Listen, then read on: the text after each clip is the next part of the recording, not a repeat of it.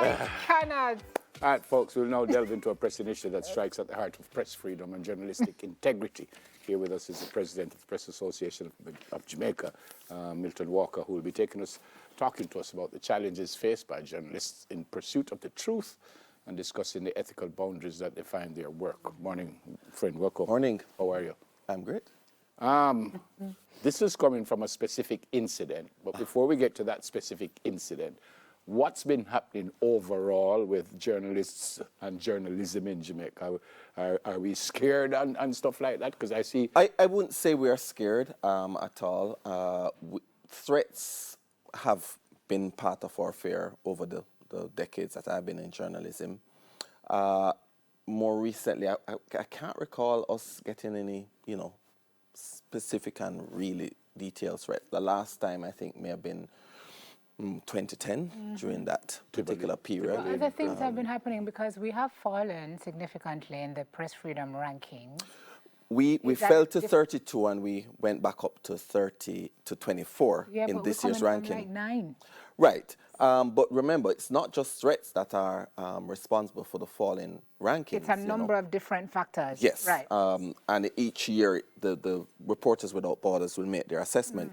When we fell to 32, it's thought that the incident involving the TVJ correspondent in St. Catherine and the Gleaner reporter being attacked.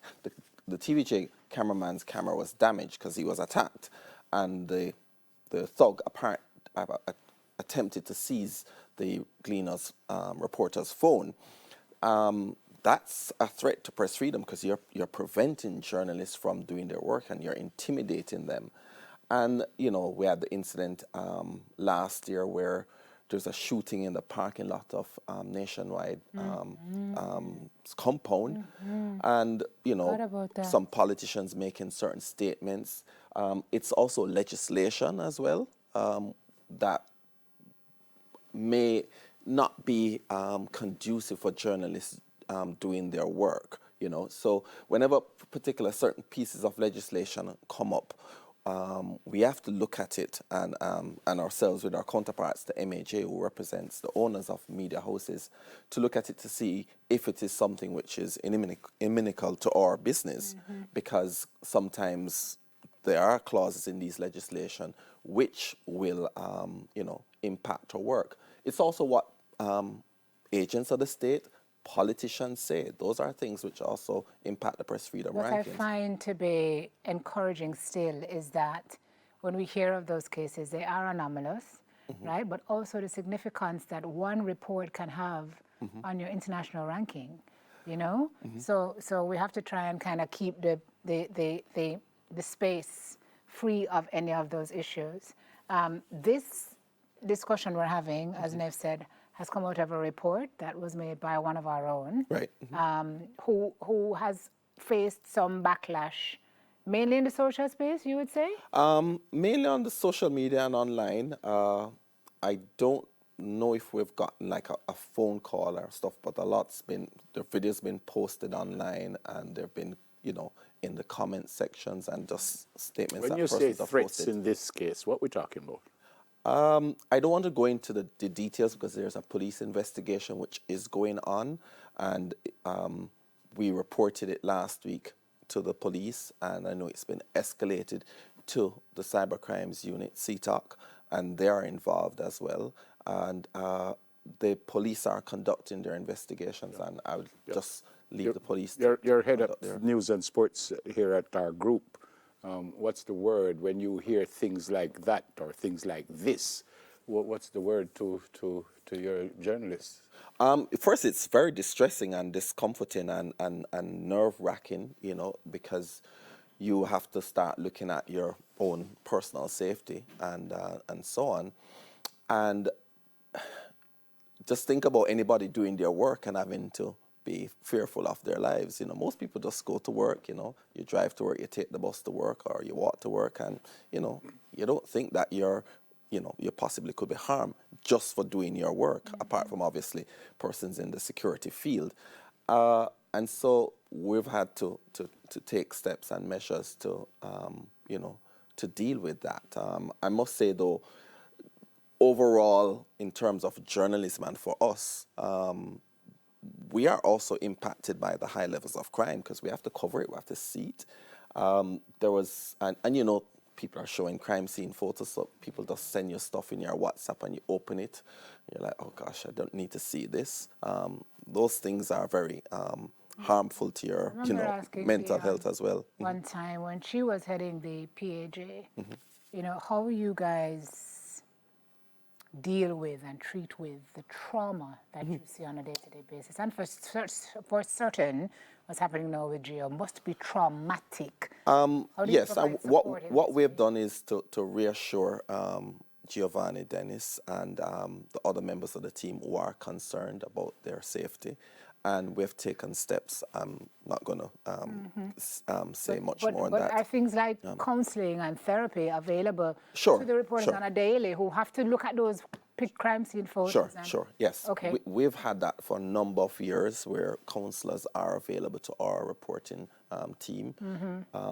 Once a reporter feels that he or she is going through a difficult time, because some stories don't leave you. And we make the arrangements, you know. Yeah, when you look at the case in Clarendon where 5 people were killed, a mother and her 4 kids, that's really, really traumatic. And I saw yesterday in the Gleaner where DCP Bailey speaking about how for policemen covering and investigating crimes, particularly those involving children, how difficult or traumatic it is for police officers. And we had another one in the Western End where a father and son, they were killed. Yes, in Hanover. Because Hanover is a difficult space right now. Either shot or killed there also. Yeah, there was a double murder, and there have been several murders and a couple double murders in Hanover in the last few months. Some are reprisals. But it's also not just the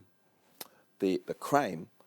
We have a lot of accidents. And yesterday there was this horrible accident in Westmoreland. And you know, unfortunately, somebody sent me those photographs of the 4 You've been in men this there. business for a little while. Is it, as far as press freedom, threats being concerned, is it worse now than it was back then when you started? Or was there always a little bit it's difficult to say.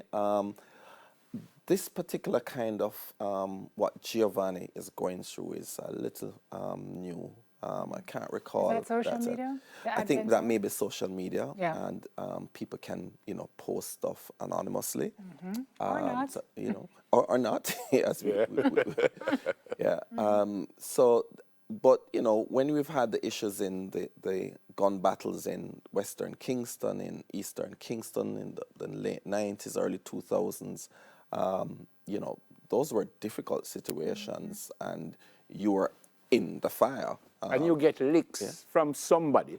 Because if you talk about Simone, me will go cuss you. If you talk about me, Simone, I will cuss you. You get the nature of the... Yeah, you get licks. I remember, You can't cover everything the way that everybody wants. I remember years ago, there was a community somewhere in the downtown area, and we had covered this story, and we went back there because there was an ongoing crisis, and they clearly didn't like the story that we did the night before.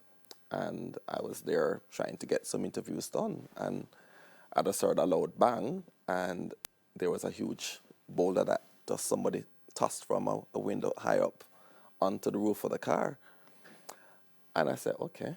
I just said, okay. I just said. And I was looking to do an interview, and then there was another stone, I mean, significant about this big.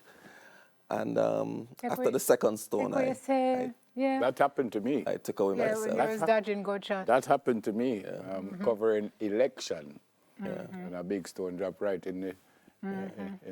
Because they were just telling us, you know, sorry, we don't think you should be here today. Let me ask you though, Milton, for the folks who don't quite understand how immersion and undercover reporting works, who are wondering, as we talk about ethical boundaries that define the work, right?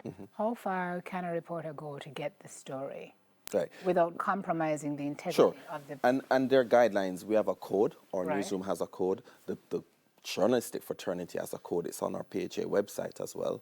And individual media houses also have their versions or their own codes, and there are clear guidelines how you conduct yourself on certain kinds of operations, if you may like, to get a story. There are certain things we won't do. There are certain things we look at it on a case-by-case basis.